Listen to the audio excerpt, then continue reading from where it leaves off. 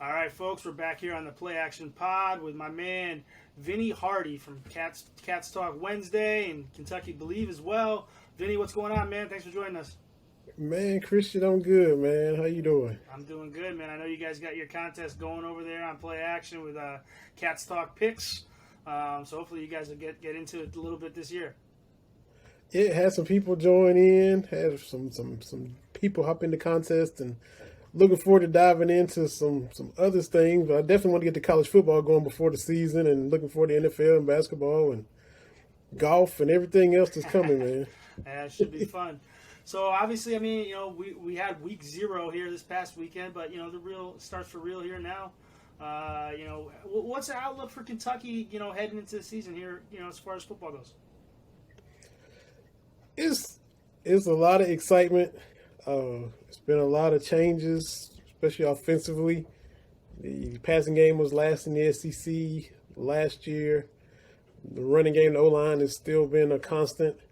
And so they're trying to get some balance, trying to keep Chris Rodriguez and those running backs from facing loaded boxes down in and down out. Hired Liam Cohen as the offensive coordinator from the Rams.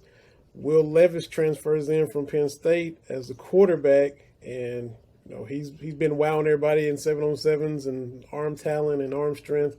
So looking forward to seeing if he can do it for real in the games. Liam Cohen, now that's my guy. I follow him closely. He's from my alma mater, UMass. That's right. That's Yeah, right. yeah. And he's got that Northeast flavor. We got Brad White, a defensive coordinator from up there. They played against each other in high school. Just recruited a D lineman from Delaware, so we got a little Northeast pipeline popping off up here, man. Yeah. So what's Cohen bringing offensively in addition with Levis? I mean, how do you think the offense will look different, or what are they trying to do? A lot of fans probably that are thirsty just to see the ball being thrown around the yard are expecting maybe the second coming of the air raid with Tim Couch and Hal Mummy from back in the late 90s.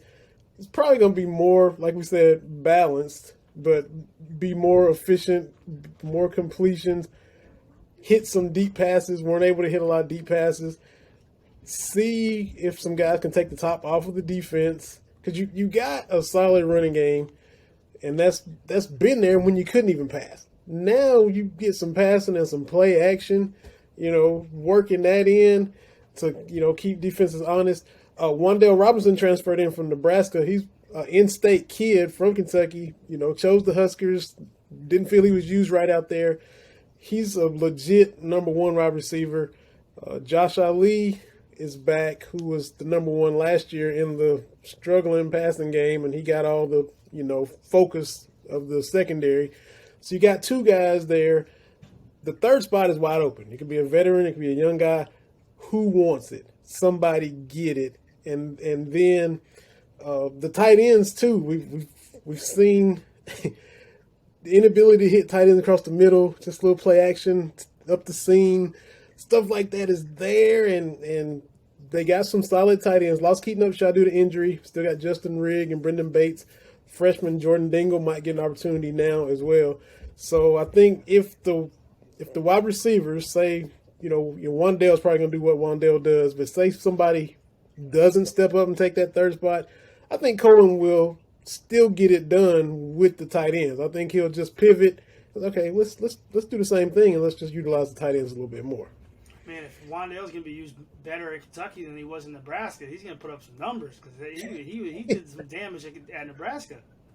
Yeah, he sure did. And so like I said, it won't be air raid, but it may be 60-40 run to pass, which will still be a vast improvement. Kentucky passed for 120-ish yards a game last year. If they double that and get, which is doable, and get to middle of the pack in the conference, that's going to do wonders for, the running game and the offense as a whole. How about defensively? I know Josh Paschal, he was a big-time recruit coming out of high school.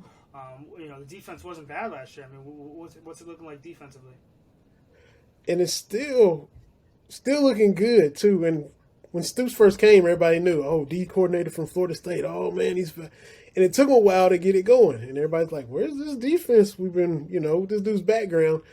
But he got the pieces in place. You had your Bud Dupree's, your Zadarius Smiths, and then you gradually added more to those guys as the years have gone by. You had Josh Allen go crazy a couple years ago when they went 10-3.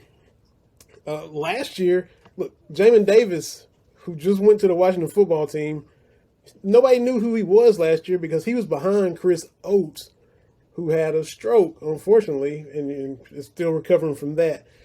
So they have done all this, and we just talked about how they were last in the SEC in passing.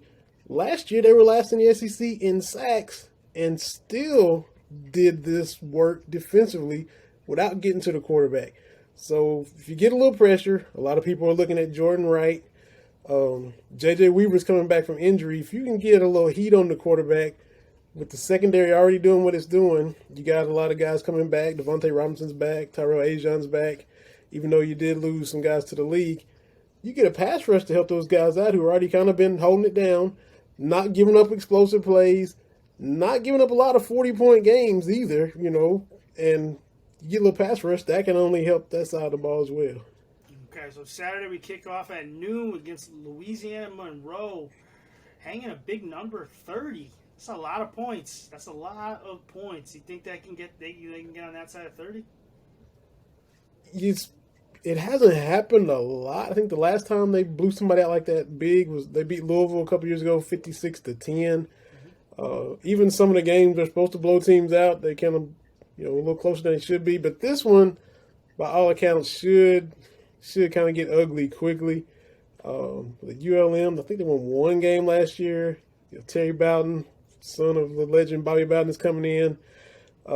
Rich Rodriguez is offensive coordinator, and trying to go fast might lead a lot of 3-and-outs. Kentucky can kind of mash on them with the running game, and it should get out of hand pretty quickly. I think ULM's predicted to win one game this year. That's like 1.5 is where they are.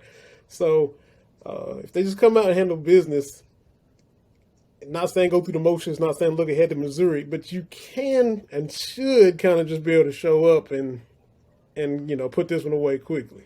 The other thing is when you're trying to, figure out this new offense and get these new pieces in there, it's not like they're just going to pull guys. If they get up 28 points, they're not just going to, put in the freshmen or the backups and stuff like that. They're probably still going to want to experiment and stuff and not necessarily take their foot off the gas, right? You'd think so, because or do they just stay vanilla and save it all for Missouri, or do they really, get in as much work as possible before Missouri? Because, you're jumping right into conference play in week 2. They won out there in Columbia last year, so it's kind of a revenge game for Kentucky. You want to get some payback. You beat them 5 out of the last 6 years before last year anyway. So and it's the second-year coach in Drinkwitz. Bazelak's a good quarterback for them, but overall, I don't think they're as far along as Kentucky is, and I think, Kentucky's got to get that bad taste out of their mouth. I wonder how much they will work Levis in the offense.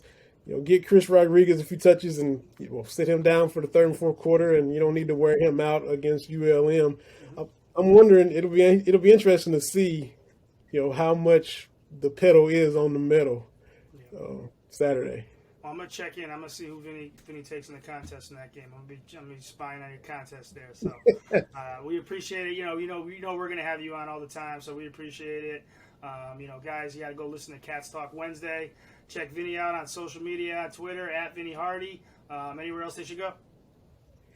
At Cats Talk Wednesday, Cats Talk WED, and Believe in Kentucky, BLEAV in Kentucky. And I got to get you on as well, man. We'll do it. Just let me know.